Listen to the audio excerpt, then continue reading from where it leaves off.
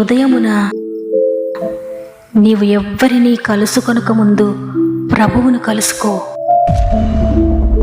నీవు ఎవ్వరినీ చూడకముందు ప్రభువును చూడు. నీవు ఎవ్వరితో మాట్లాడకముందు ప్రభువుతో మాట్లాడు. నీవు దేనిని వెదకకముందు ఆయన రాజ్యమును నీతిని వెదకు.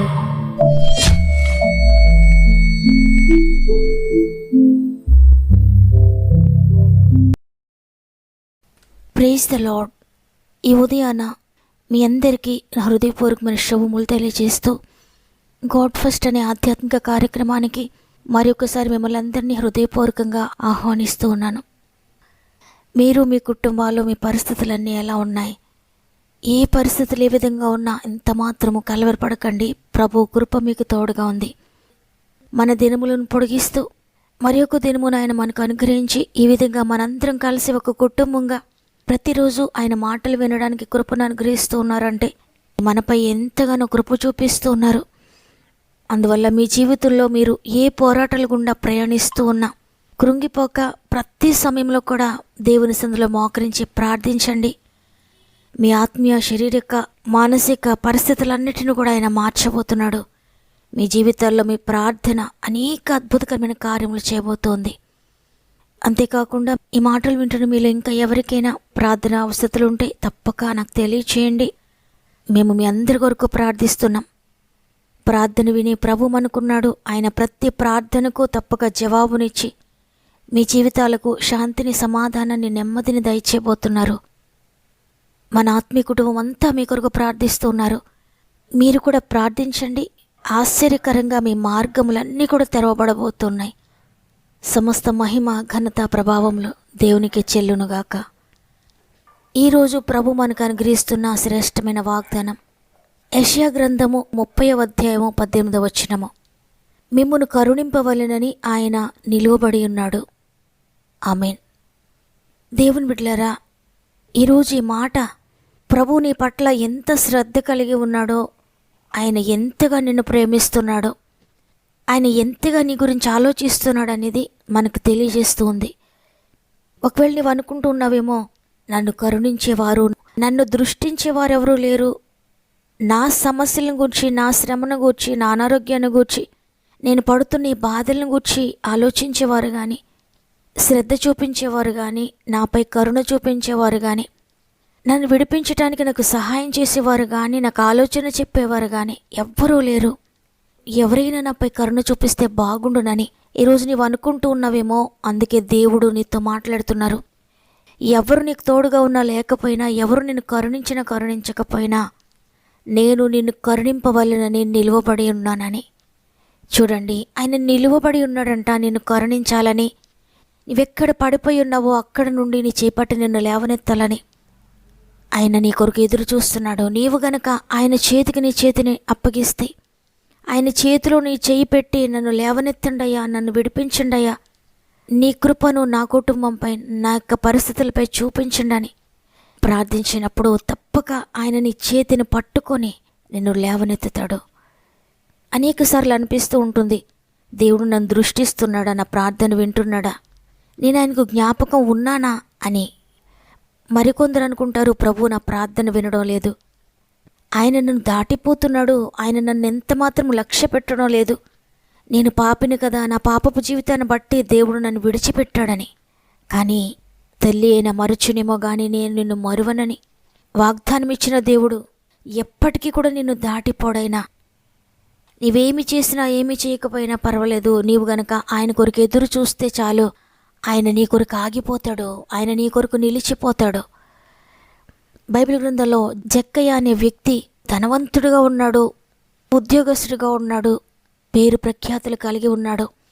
ఈ లోకంలో కావలసినవన్నీ ఉన్నాయి, కానీ తనకు శాంతి లేక సమాధానాన్ని కోల్పోయిన వాడిగా ఉండి యేసుప్రభువారు అటు వెళ్తున్నారని విని యేసుప్రభువారిని చూడడానికి, ఈ జనసమూహంలో యేసుప్రభువారిని నేను చూడలేకపోతానేమో అని యేసయ్యని చూడడానికి మేడు చెట్టుకి కూర్చున్నాడు. ఎవ్వరికీ కనబడకుండా, ఎవ్వరికీ తెలియకుండా.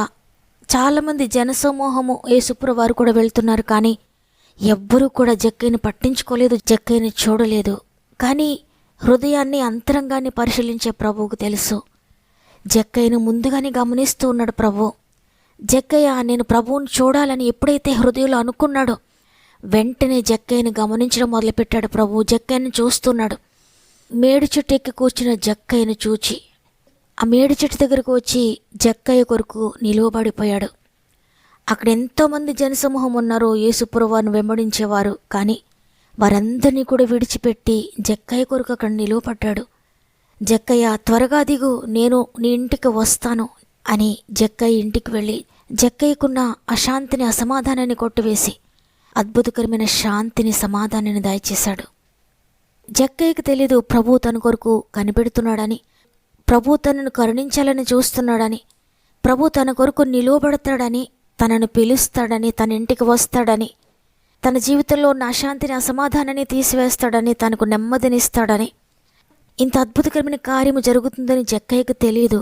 అయితే ప్రభువును చూడాలనే ఆశ మాత్రం కలిగి ఉన్నాడు. ఆ చిన్న ఆశ జక్కయ్య జీవితాన్ని మార్చివేసింది. బైబిల్ గ్రంథంలో గుడ్డివాడైన భర్తమేని కూడా మనం చూస్తున్నాం. యేసుప్రభువారు దారిని వెళ్తున్నారని విని దావీదు కుమారుడా నన్ను కరుణించు అని బిగ్గరగా ప్రభువును పిలుస్తాడు.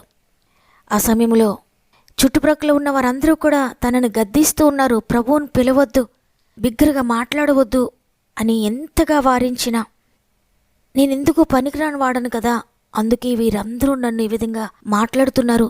ప్రభువైనా నన్ను చూస్తాడా, ఆయన నన్ను కరుణిస్తాడా, ప్రభువైనా నా మొర పట్టించుకుంటాడా, నా దగ్గరికి వచ్చి నన్ను స్వస్థపరుస్తాడా అని మనసు చెప్తూ ఉన్నా అవిశ్వాసం ఉంచక ప్రభు కృపగలవాడని, ఆయన నన్ను కరుణిస్తాడని నమ్మి చుట్టుప్రక్కల వారు ఎంతగా నివారిస్తూ ఉన్నా, ఎంత నిరాశపరిచినా భయపడక కృంగిపోక చెక్కు చెదరని విశ్వాసంతో మరింత బిగ్గరగా ప్రభువును పిలుస్తూ ఉన్నాడు. దావీదు కుమారుడా నన్ను కరుణించు, అయ్యా నన్ను కరుణించని. వెంటనే ప్రభువు భర్తిమయ్య కోసం నిలిచిపోయాడు. భర్తిమయ్యను కరుణించాలని ఆయన నిలువబడి అతని కళ్ళను ముట్టి స్వస్థపరిచి తిరిగి చూపును అనుగ్రహించాడు. చూడండి, ప్రభువు ఎంతో కనికరముతో మన గురించి కూడా చూస్తున్నాడు. ఆయన మన కొరకు కూడా ఆయన నిలువబడి ఉన్నాడు. దినమంతా ఆయన చేతులు చాచి మన కొరకు ఎదురు చూస్తూ ఉన్నాడు. ఇప్పటికైనా నా దగ్గరకు వస్తారేమో, ఇప్పటికైనా నన్ను పిలుస్తారేమో, ఇప్పటికైనా నాకు ప్రార్థిస్తారేమో, ఇప్పటికైనా నాపై విశ్వాసం ఉంచుతారేమో అని నీ కొరకు ఎంతగానో ఎదురు చూస్తున్నాడు ప్రభు. ఆయన నిన్ను దాటిపోయే దేవుడు కాదు. నీ ఒకవేళ ఆయన నన్ను దాటిపోతాడనే అభిప్రాయం కలిగి ఉన్నావా? అయితే ఆత్మీయ నేత్రాలతో ఆయనను చూడు. ఆయన నిన్ను కరుణించాలని, నీకు సహాయం చేయాలని, నిన్ను స్వస్థపరచాలని, నిన్ను దీవించాలని, నీకు పరిశుద్ధాత్మ వరాలు ఇవ్వాలని, నిన్ను ఉన్నతముగా ఆయన కొరకు వాడుకోవాలని, నీ పరిచర్యను దీవించాలని, నీకు మంచి భవిష్యత్తు ఇవ్వాలని ఆయన నీ ఎదుట నిలువబడి ఉన్నాడు. ఆయన నిన్ను దాటిపోయేవాడు కాదు. కాబట్టి ఈరోజు నీ 2 చేతులు దేవుని వైపు ఎత్తి, అయ్యా నన్ను కరుణించాలని నువ్వు నిలువబడి ఉన్నావు, ఇదిగో నా జీవితాన్ని నీకు సమర్పించుకుంటున్నాను, నన్ను దాటిపోవద్దయ్యా అని హృదయపూర్వకంగా నీ జీవితాన్ని ప్రభువుకు సమర్పించుకో. ఆనాడు జక్కయ్య జీవితం ఏ విధంగా మారిపోయిందో నీ జీవితాన్ని కూడా ఆయన మార్చబోతున్నాడు. భర్తమయ్య జీవితం ఏ విధంగా టోటల్గా చేంజ్ అయిపోయిందో అదేవిధంగా దేవుడు నీ జీవితాన్ని మార్చబోతున్నాడు, నీ చరిత్రను మార్చబోతున్నాడు. నమ్మిన వారందరూ కూడా ఒక్క నిమిషం మోకరిస్తారా? మీరే పరిస్థితిలో ఉన్నా మోకరించగలిగితే ఒక్క నిమిషం మోకరించండి. ప్రభు ఈరోజు ఎంతో ఆశతో నీ కొరకు నిలువబడి ఉన్నాడు. నిన్ను రక్షించాలని, నిన్ను స్వస్థపరచాలని, నిన్ను విడిపించాలని, నీ జీవితంలో అద్భుత కార్యాలు చేయాలని. ఆయనను గుర్తించు. ఆయన చేతిలో నీ చెయ్యి వేసి ఆయన కొరకు నమ్మకంగా జీవిస్తానని ఒక గొప్ప నిర్ణయాన్ని ఆయనకి తెలియచేయి. ప్రేమగల తండ్రి నీకు వందనాలు. అవును తండ్రి, ఎంతగానో కృప కలిగి ఉన్నావు మాపై.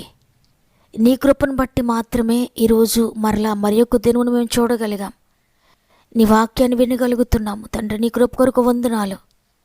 అదేవిధంగా నాయనా ఈరోజు మాట ఇస్తున్నారు, ప్రతి బిడ్డను కూడా లేవనెత్తాలని, ప్రతి ఒక్కరిని కరుణించాలని, అందరి జీవితాల్లో అద్భుతాలు చేయాలని మీరు నిలువబడి చూస్తున్నారు. ప్రతి ఒక్కరిని లేవనెత్తాలని అయ్యా నీ యొక్క కృపను ప్రతి ఒక్కరూ తెలుసుకోవాలి. ప్రతి ఒక్కరి ఆత్మీయ నేత్రాలు తెరవండి తండ్రి. కేవలము శరీరం గురించి మాత్రమే ఆలోచించకుండా నీ ప్రేమను తెలుసుకోవడానికి, నీ కృపను గురించి తెలుసుకోవడానికి సహాయం చేయండి తండ్రి.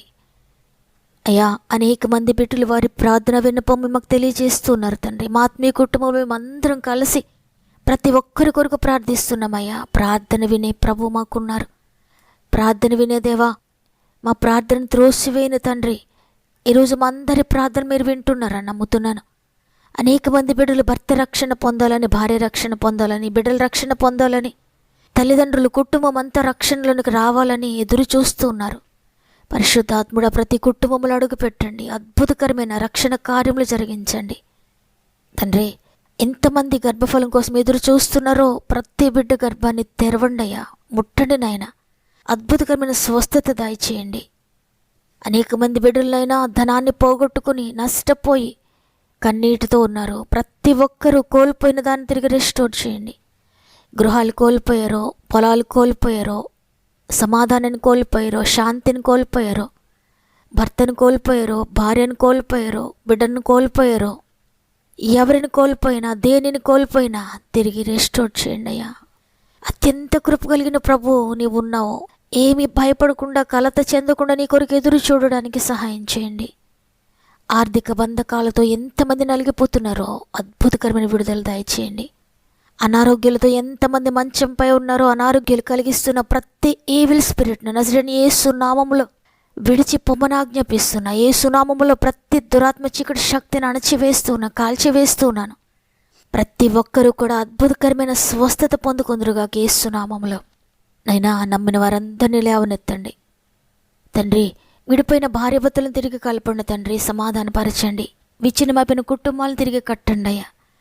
పొలం సమస్యలు, ఇంటి సమస్యలు ఎంతమంది కలిగి ఉన్నారో, పొలము అమ్మాలని, ఇండ్లు అమ్మాలని, కొనాలని అనేక ప్రయత్నాలు చేస్తుండగా ప్రతి ప్రయత్నంను కూడా మీరు ఆశీర్వదించండి, సఫలపరచండి. స్వంత గృహాలు లేని వారికి చక్కటి గృహాలు దయచేయండి. గృహాలు కట్టుకుంటున్న వారికి మీరు తోడుగా ఉండి నడిపించండి. చదువుకుంటున్న యవన బిడ్డలందరినీ చేతులు పెడుతున్నాను తండ్రి. ఎగ్జామ్స్ కొరకు ప్రిపేర్ అవుతున్నారయ్యా. ప్రతి ఒక్కరిని జ్ఞానాత్మతో నింపి జ్ఞాపక శక్తిని దయచేయండి. ఎగ్జామ్స్ రాస్తున్న బిడ్డలకు తోడుగా ఉండి నడిపించండి. ఉద్యోగ ప్రయత్నాలు సఫలపరచండి అయ్యా. వివాహ ప్రయత్నాలు సఫలపరచండి. ఉద్యోగాలు అనేక మంది ఇబ్బందులు పడుతూ ఉన్నారు, విడుదల దయచేయండి. గర్భంతో ఉన్న బిడ్డలను చేతులు పెడుతున్నాను తండ్రి. 9 నెలలు మీరు తోడుగా ఉండి చక్కటి సేఫ్ డెలివరీస్ దయచేయండి. ఈరోజు పుట్టినరోజులు, పెళ్లి రోజులు జరుపుకున్న వారందరినీ కూడా జ్ఞాపకం చేసుకోనండి. ఇచ్చిన నూతన సంవత్సరం బట్టి నీకు వందనాలు. ఈ సంవత్సరం అంతా మీరు తోడుగా ఉండి ముందుకు నడిపించండి. ఏదైనా మనం ప్రారంభిస్తుండగా మా ఆత్మీయ కుటుంబం అంతటికీ తోడండి. ఈరోజు ఏ ప్రయాణం చేస్తూ ఉన్నా, ఎక్కడికి వెళ్తూనే నీ దూతలను తోడుగా ఉంచి ప్రతి పనిని కూడా మీరు సఫలపరిచి విజయం దయచేస్తున్నారని నమ్మి నీకు స్తుతులు చెల్లిస్తూ యేసయ్య పరిశుద్ధమైన నామములో అడిగి వేడుకుంటున్నాను తండ్రి. ఆమేన్. ఎంతో ఇరుకులో, ఇబ్బందిలో, భయంకరమైన వ్యాధితో లేక సమస్యతో నలిగిపోతున్న ప్రియ సహోదరి, ప్రియ సహోదరుడా, దేవుడు నిన్ను కరుణించాలని, నీపై కృప చూపించాలని ఆయన నిలువబడి ఉన్నాడు. భయపడొద్దు. ఆయనపై విశ్వాసం ఉంచు. నీ జీవితంలో ఆయన కృప చేత కృపగలిగిన కార్యములు జరిగించబోతున్నాడు. నమ్మిన వారందరూ ఈ వాక్యాన్ని పదే పదే నోటితో ఉచ్చరించండి. ఆమేనని చెప్పండి. మీ ఇష్టాన్ని తెలియజేస్తూ వాగ్దానాన్ని తప్పక లైక్ చేయండి. మీకు అనుకూలమైతే తప్పక మీకు ఆత్మీయులందరికీ షేర్ చేయండి. దేవుడు మిమ్మల్ని, మీ కుటుంబాలను దీవించి ఆశీర్వదించునుగాక. దేవుని చిత్తమైతే మరల రేపు అందరం కలిసి ఆయనను స్తుతిందాం. అంతవరకు ప్రభు మీకు, మీ కుటుంబం